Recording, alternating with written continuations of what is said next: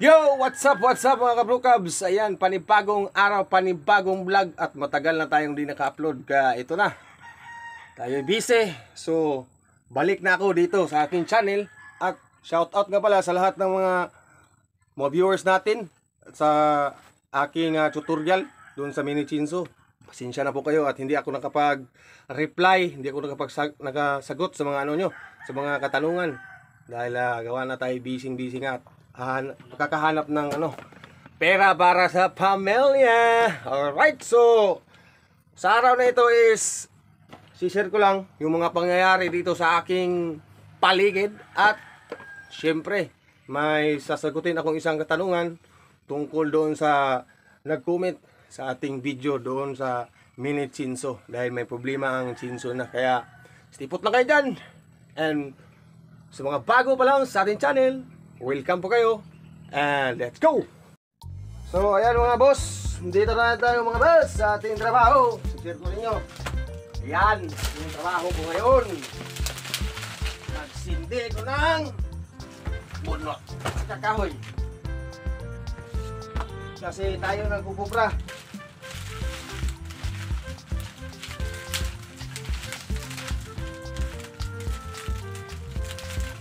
Alright, so dati binabalatan ko to. Ngayon hindi na. Sigunti lang, 200 lang ata yan. Pang lang na, pang bigas. At pang ulam.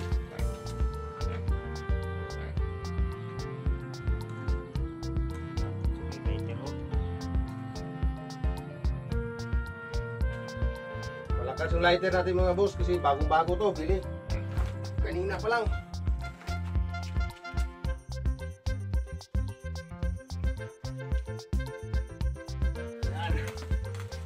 Siyempre, hindi ito matapos kung wala akong kasama. Pakita ko sa inyo mamaya ang kasama ko. Ayan sa labas.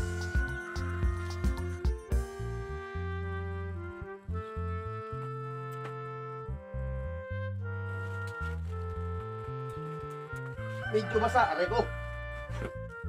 Wala. Medyo basa kasi ulan dito. Alright.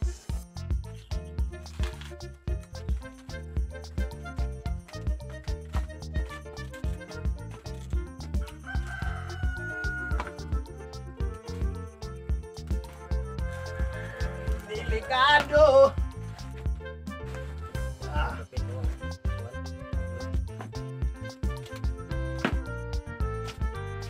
Bulot oy.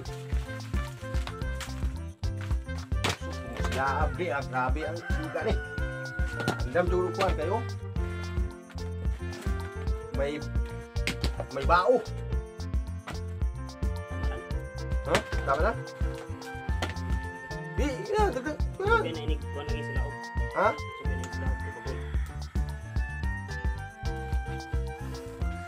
Alright mga bro. Sabi ng ko kasama ko, tama na daw yan. Talagang yan, malakas talaga yan kay may bao pa.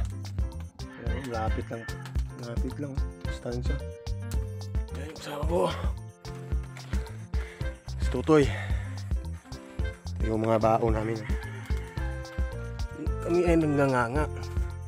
Dati nagsigirilyo kami, tapos suminto kasi yan, magastos. Tapos iwan ko, pag nagsigirilyo ako, ninikip yung dibdib ko. So ngayon, muna tayo, putol muna tayo ng kahoy para pang dagdag sa pang dagdag dito at madilim. So ayan, ito, magputol muna tayo ng kahoy pang dagdag doon, pang gatong. So yung chinso ko, nakita ko sa inyo, talaga matibay ito. Napakalakas. 5 years na ito sa akin. Yung iba, sira na.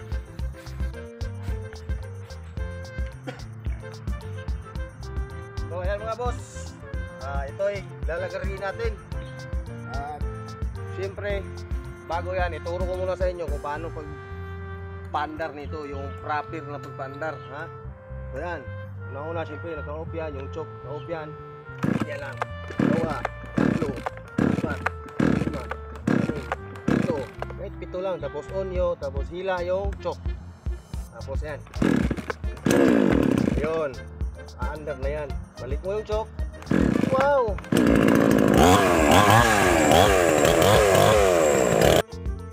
Alright mga bro. So ayan.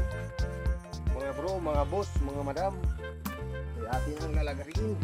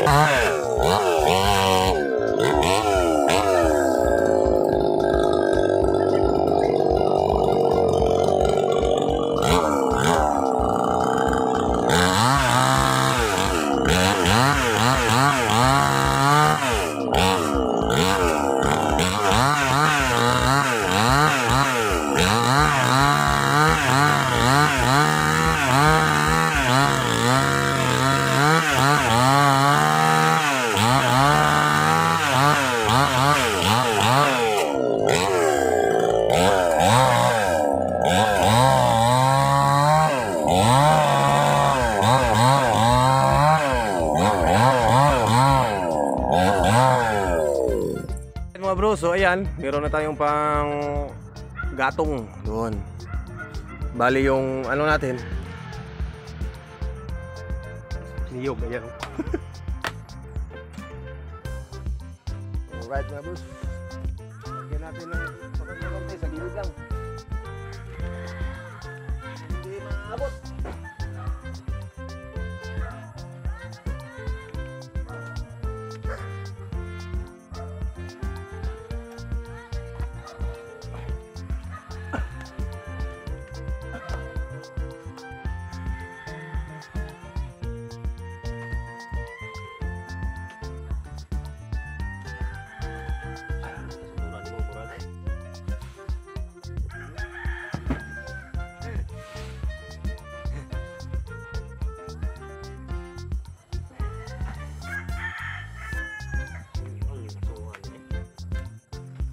Alright. Ayan mga boss. So antayin na lang natin yan magbabaga para mainit. At takpan natin. Takpan na yun.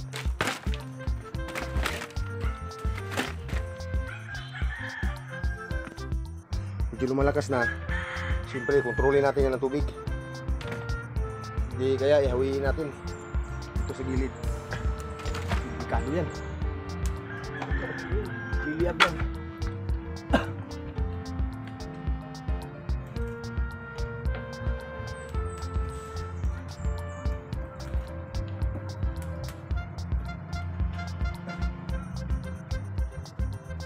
Yan lang mga boss. Tira lang. Pilipino.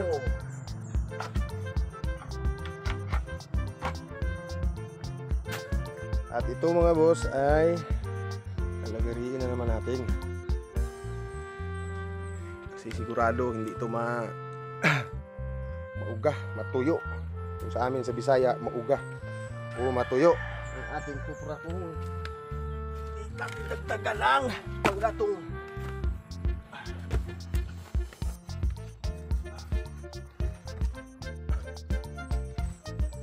Alright.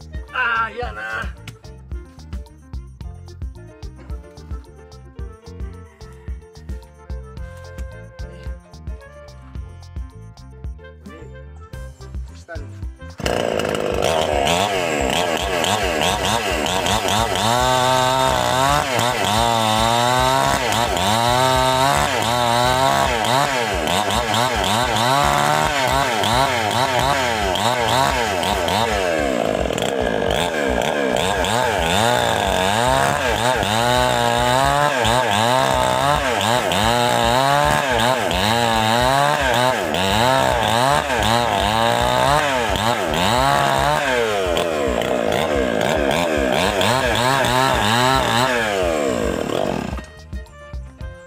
Alright, ready na lahat.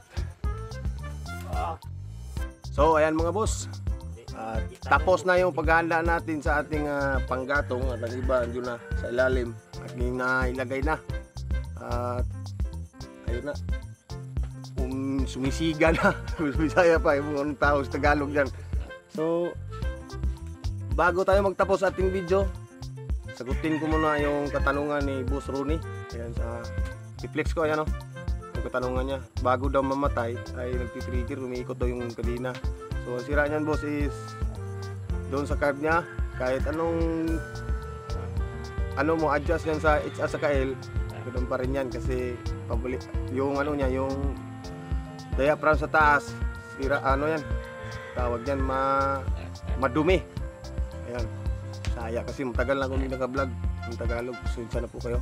At solusyon yan ay unang-una, palitan nyo ng bago, linisin nyo, pati na yung salaan sa may ibabaw, maliit kasi doon yan nag-trigger kaya nga umiikot siya pusa kasi yung gasolina parang naiipon doon sa hindi na makalusot.